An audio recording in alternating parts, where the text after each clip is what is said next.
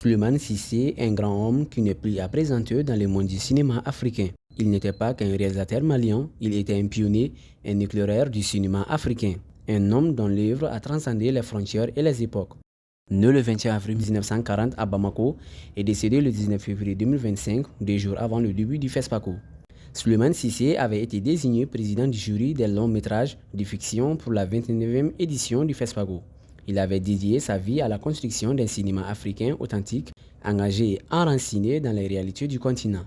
Son regard humaniste, sa caméra engagée et son amour pour la culture et les traditions africaines continuent d'inspirer de nombreux réalisateurs africains et internationaux. Yélé la lumière en français, sorti en 1997, son film le plus acclamé, une œuvre grandiose et immersive qui raconte une histoire d'aventure, de quête et de combat, en y intégrant des éléments fantastiques et surnaturels. Présenté au Festival de Cannes, il remporte le prix du jury, faisant de Cissé le premier réalisateur d'Afrique noire à être primé à Cannes. Ce film est aujourd'hui considéré comme l'un des plus grands chefs-d'œuvre du cinéma africain. En 1983, son film Figné le vent a remporté l'étalon de Nyenenga, qui est la plus haute distinction du festival.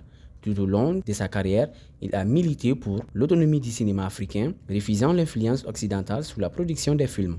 J'ai vu des films qui m'ont fait énormément plaisir et qui m'ont donné l'espoir que le changement arrive enfin. Son testament cinématographique réside dans des films toujours aussi vibrants, aussi pertinents et porteurs d'un message intemporel.